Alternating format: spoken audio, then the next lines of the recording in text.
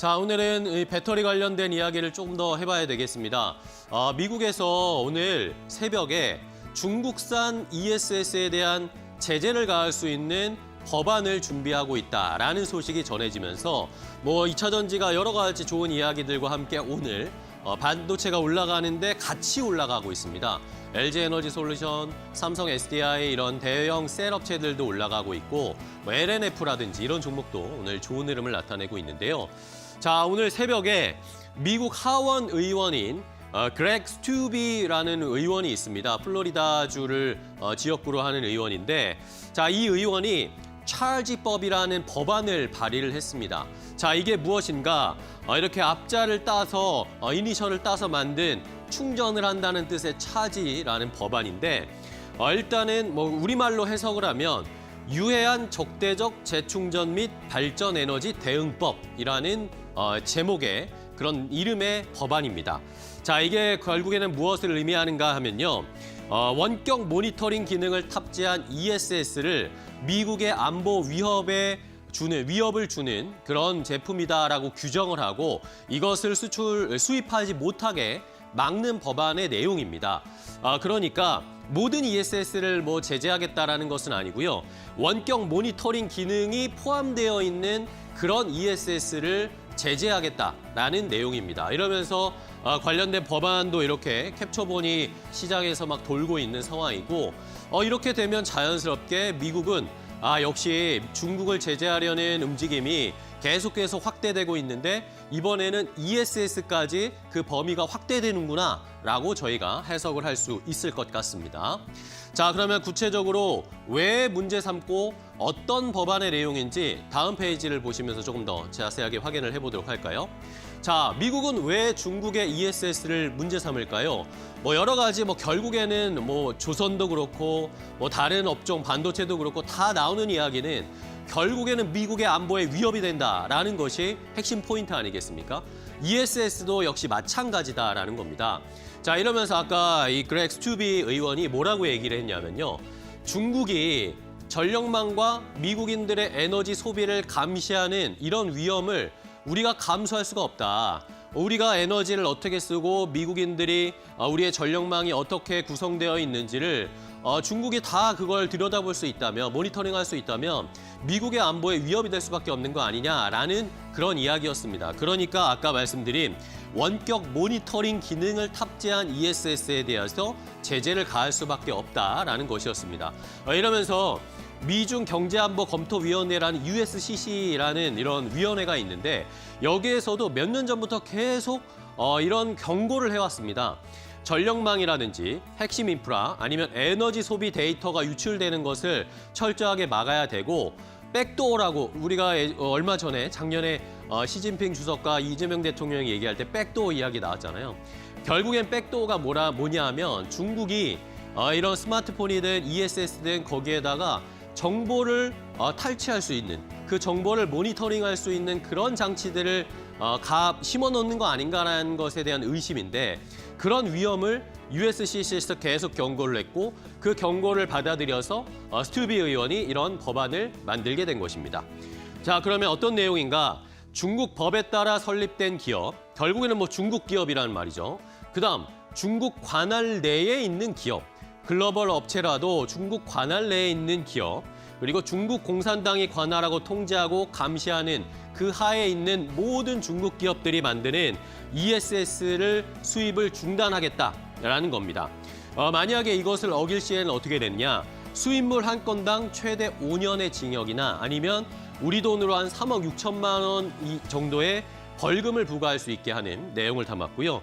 또 그 밑에 만약에 이 법안이 통과가 되면, 차지법이 통과가 되면 미국 관세 당국이 60일 이내에 수입 금지 집행 메커니즘을 발동을 하게 됩니다. 그러니까 조사를 하고 거기에 해당되는 기업들을 제재할 수 있는 이런 상황이 펼쳐지는 것이고요. 그리고 통과가 되면 미국 상무부가 매년 위험을 보고하는 내용의 그런 보고서를 작성해서 의회에 제출해야 되는 그런 상황이 펼쳐지게 되는 겁니다. 결국에는 중국 기업들을 막겠다, 중국 ESS를 만드는 업체들을 막겠다라는 거겠죠. CATL이나 BRD 같은 회사가 결국에는 타겟이 될 수밖에 없고 만약 이 두 회사가 미국에서 ESS 판매를 많이 할 수 없고 판매량이 줄어들게 된다면 자연스럽게 그 파일을 우리나라의 LG엔솔, 삼성 SDI, SK온이 가져갈 수 있지 않을까라는 기대감 때문에 오늘 시장에서 관련된 셀 업체들이 오늘 주가가 올라가고 있는 것입니다. 자, 그렇다면 이런 시장 다음 페이지를 보시면서 미국 시장 제가 설 전에도 한번 말씀드렸지만 미국 ESS 시장은 거의 노다지와 같은 시장입니다. 만약에 여기가 뚫리게 되고 우리나라 업체들이 더 많이 들어가게 된다면 우리나라 업체들은 당연히 ESS를 통해서 안정적인 실적의 기반을 다질 수가 있게 된다는 것이죠. 자, 미국에서 지금 AI 데이터 센터를 계속 확대를 하고 있잖아요. 그러면서 자연스럽게 전력망이 더 강화돼야 하고 에너지를 만들어내는 원전을 짓겠다라는 이야기들이 나오고 있죠. 그러면서 전력기기 업체들이 자연스럽게 수혜를 받고 주가가 올라가고 있고 거기에 더해져서 에너지를 저장하는 이 에너지 저장 장치도 늘어날 수밖에 없다라는 것이 자연스러운 논리로 받아들여지고 있습니다. 그러면서 작년에만 해도 미국에 57.6기가와트시의 새로운 추가적인 ESS가 설립이 됐고요. 올해는 이거보다 더 많이 늘어난 70기가와트시 그리고 2030년까지 결국에는 110기가와트시 플러스 알파 그 이상의 에너지 저장 장치 ESS가 필요할 것이다라는 그런 전망들이 나오고 있습니다. 미국에서도 이런 관련된 기관들이 계속 그런 내용을 보고하고 있는 상황이죠. 결국에는 점점 더 늘어나는데 중국의 제한은 늘어나게 되면 중국 기업들이 파는 물량은 줄어들고 그 파일을 결국에 우리 업체들이 가져갈 가능성이 높아질 수 있다라는 그런 내러티브가 형성되고 있습니다. 자, 그러면 마지막으로 우리나라 시장 내에서 2차 전지 배터리 업종이 어떤 상황인지를 좀 봐야 될 것 같습니다. 이제는 정말 2차 전지 한번 좀 바라봐야 되는 시기가 아닌가라는 생각이 드는데요. 자, 일단은 수급의 빈집이 있습니다. 지금 반도체나 전력기기 아니면 뭐 로봇 이런 쪽으로 수급이 많이 쏠려 있는 상황인데 결국에는 이런 잘 가는 업종들은 언젠가는 한번 쉴 수밖에 없잖아요. 뭐 무한정으로 올라갈 수 없을 겁니다. 그렇게 쉬는 타이밍에 분명히 다른 업종을 찾게 될 텐데 수급의 빈집이 있는 결국에는 2차 전지 쪽으로 한 번은 수급이 들어올 수 있고 쏠릴 수 있는 가능성이 있다는 거죠. 근데 지금 시장은 매우 뜨겁기 때문에 한 번 수급이 틀어지게 되면 강력한 자금들이 2차 전지 쪽으로 들어올 수도 있을 가능성을 하나 생각을 해봐야 되겠고요. 자, 그 다음은 이 말씀드린 것처럼 ESS 만든다고 하지만 결국에는 전고체 배터리 쪽으로 가야 된다는 게 시장의 대세입니다. 그런데 삼성 SDI나 현대차 그룹이 지금 전고체 배터리를 협력하고 같이 만들겠다 이런 식의 전략들이 나오고 있잖아요. 전고체 배터리 상용화 계획이 점점 이제 임계점이 다가오고 있습니다. 특히 삼성 SDI는 올해 말이나 내년 초에 본격적인 전고체 배터리를 양산할 거다라는 이야기가 나오고 있는데 만약에 이게 실체로 드러나게 되면 시장에서 한 번 더 모멘텀이 생길 수 있는 전고체 배터리에 대한 기대감도 저희가 미리 준비를 해야 될 것 같고요. 그다음 마지막으로 산업 사이클을 봐야 되는데요.